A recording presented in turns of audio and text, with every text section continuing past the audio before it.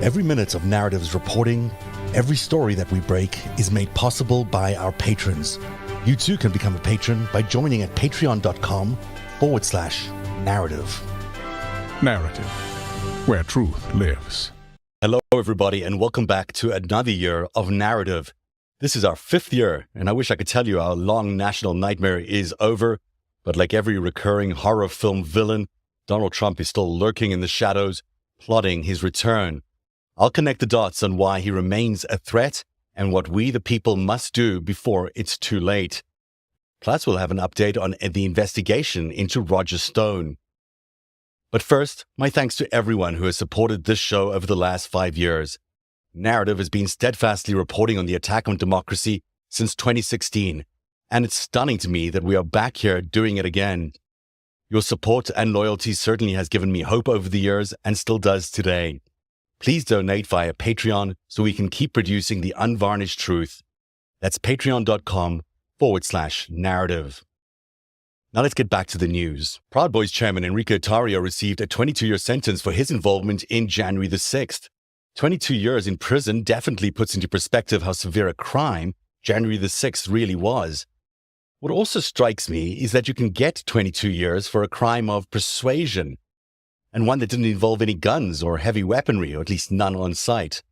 Tarrio, of course, wasn't in D.C. on the day of January the 6th, but in the trial it came out again and again how charismatic Tarrio was and how he was able to seduce all these grown men into calling him boss and ultimately do what they did on January the 6th.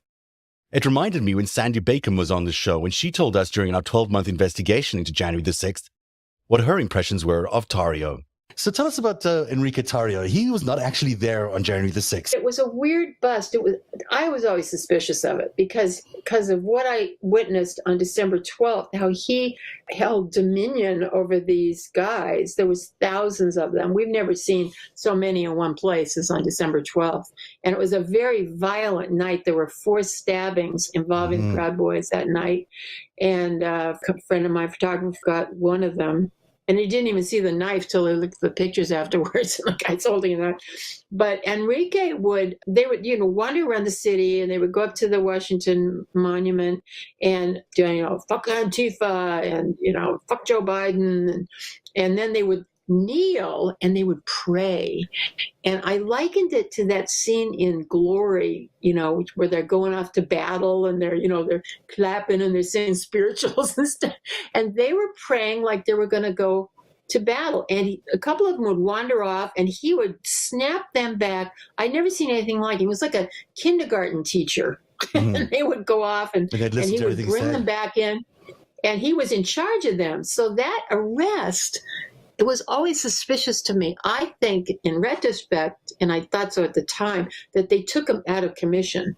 Yeah, there was a reason, and because he was always Roger Stone's security, and all of a sudden, the Oath Keepers show up. Although Tarrio was convicted as the leader of the plot to storm the Capitol, we all know he was more of a field commander than a general, which really begs the question: where is Roger Stone?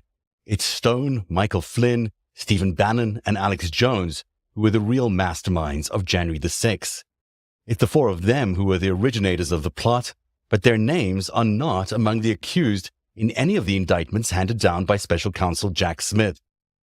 Nevertheless, they form a very important link between the seditious conspiracy charges that Tarrio and Stuart Rhodes faced and the former president, Donald Trump. Now, there's some speculation online that Smith has impaneled a grand jury to investigate Stone, and that investigation may extend into Stone's fundraising around January the 6th, and also whatever happened at the Willard Hotel, where Stone apparently had a war room. We'll watch the space. It's certainly not a story that's going away. And just breaking before we got on the air tonight, this story.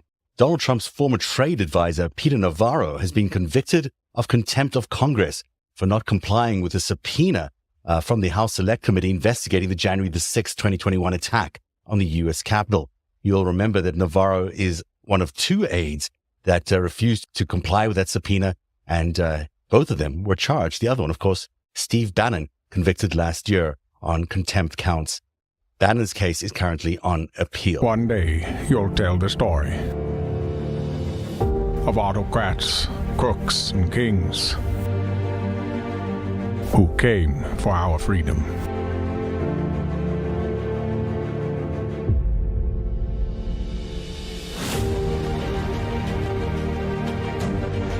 A story of citizens who stood up to tyranny and won.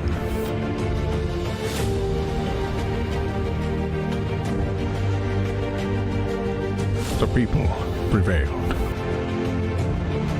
and renewed an old vow to a more perfect union.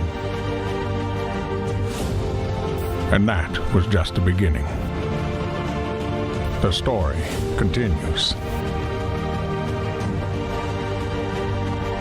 Narativ, where truth lives. Welcome back. There's no doubt about it. Democracy is flawed, yet it remains the best system we know of on this planet that seems to work. For several years now, it's been my contention that Donald Trump didn't just descend from his Trump tower and declare his presidency on some sort of whim. It's more like this. In 2016 or maybe 2015, an alliance of our nation's adversaries, China and Russia among them, dictators, oligarchs, religious extremists, and the mega rich, coordinated an attack on democracy itself. This alliance was funded by billions in foreign money secretly embezzled into the United States and had been clandestinely organizing for decades, plotting the existential crisis that we're in at this very moment. Their goal was quite extensive: an end to democracy and permanent world domination for their, let's call them, aristocracy. Donald Trump was the Trojan horse which allowed them in. And we got some more evidence that that alliance is still very much in operation, and it's tied to Donald Trump to this day. Microsoft researchers reported finding a network of social media accounts they believed to be fake and controlled by China that was seeking to influence US voters. The accounts were using artificial intelligence to generate content. A spokesperson for the Chinese embassy in Washington denied the accusations, stating they were prejudiced and speculative. He also added that China advocates for safe use of AI technology. The Microsoft report said the accounts appeared to be part of a Chinese information operation, bearing similarities to the activity the U.S. Department of Justice had attributed to an elite group within China's Ministry of Public Security, meaning their main spy agency.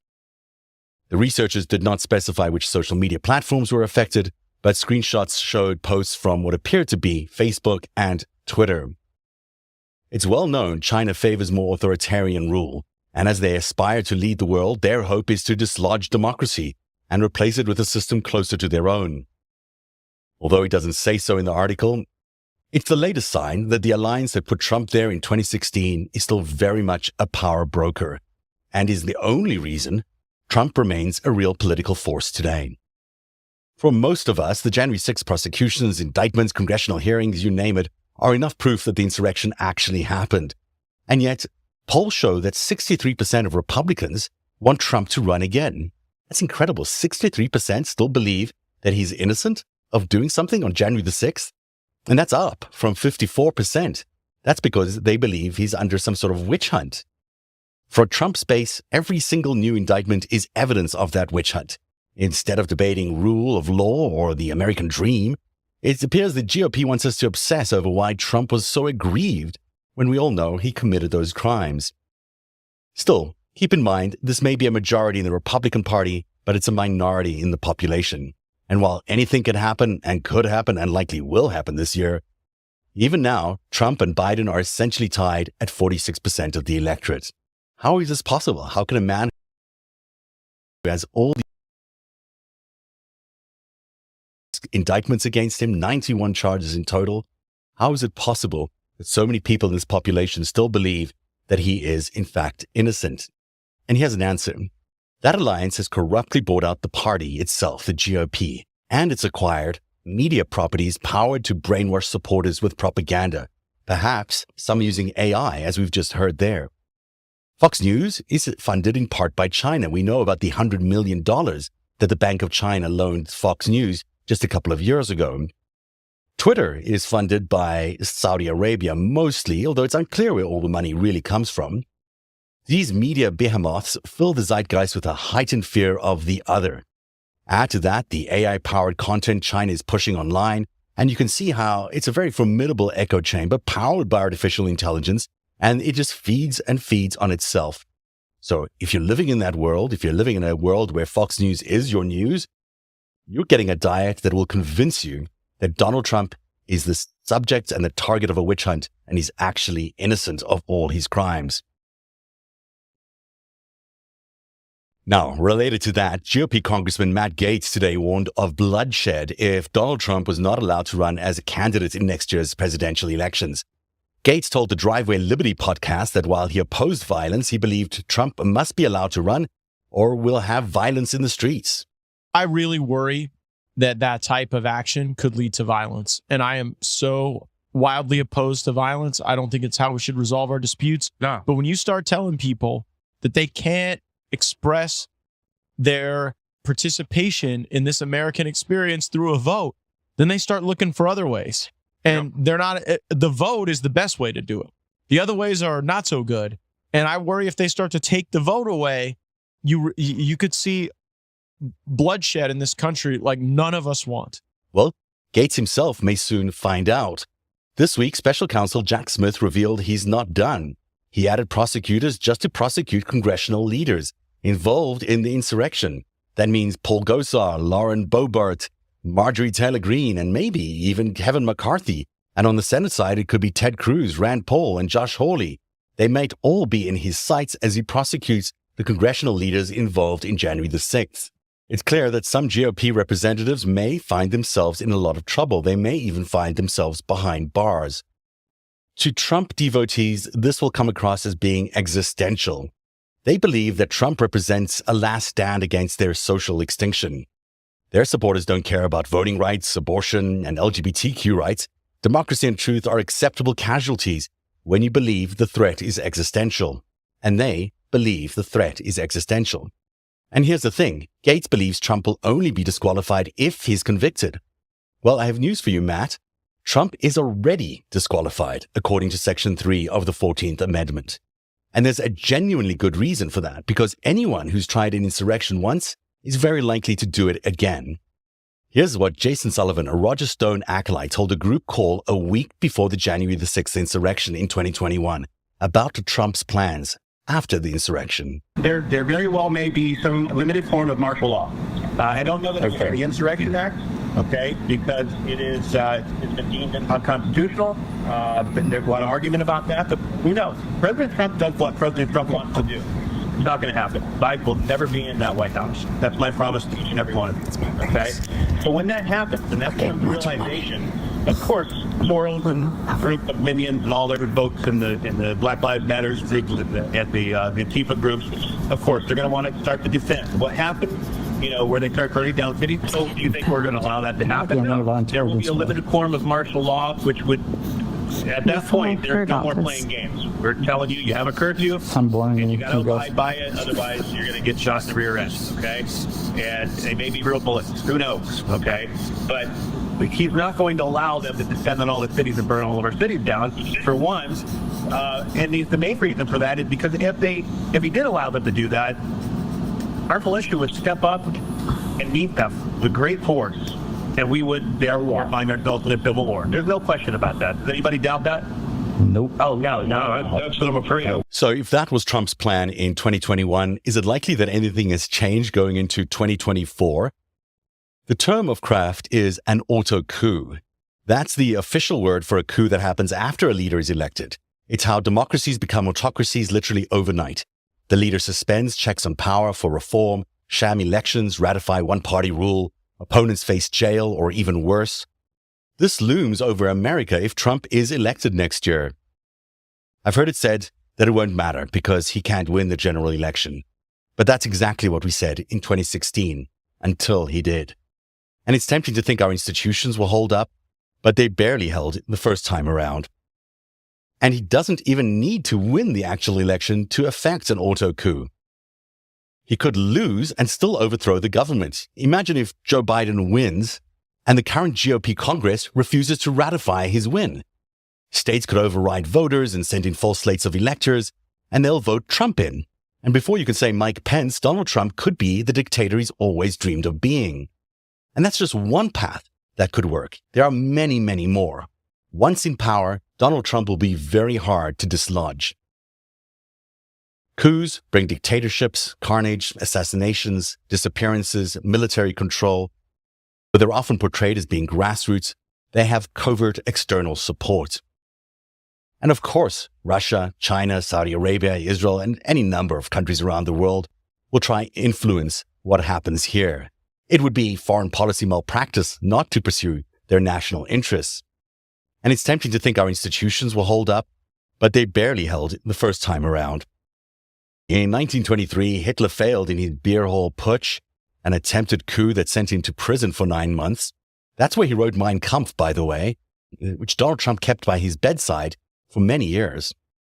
It took 10 years for Hitler to learn his lessons of the failed coup and to realize that he could rise to power through a democratic election and then take over the country as a dictator.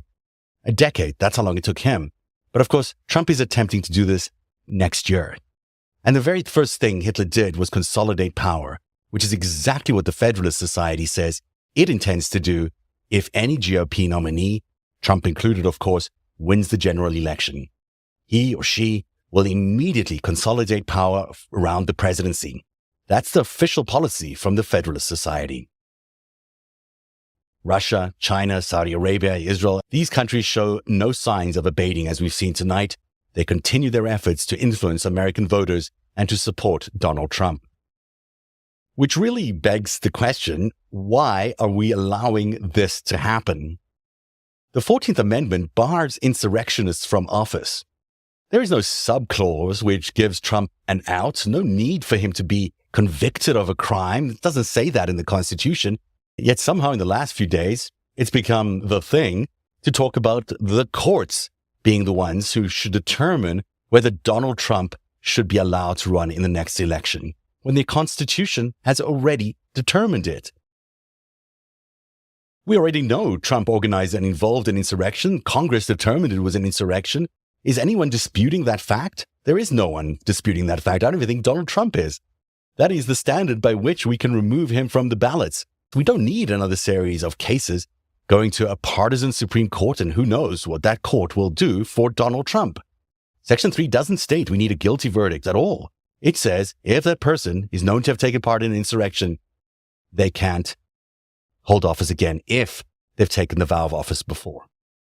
Every minute of Narative's reporting, every story that we break is made possible by our patrons.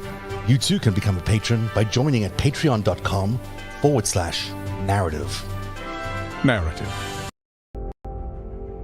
One day you'll tell the story of autocrats, crooks, and kings who came for our freedom.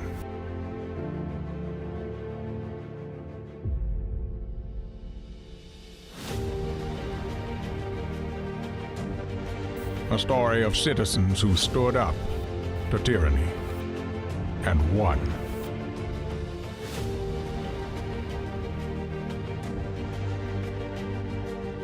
The people prevailed and renewed an old vow to a more perfect union. And that was just the beginning.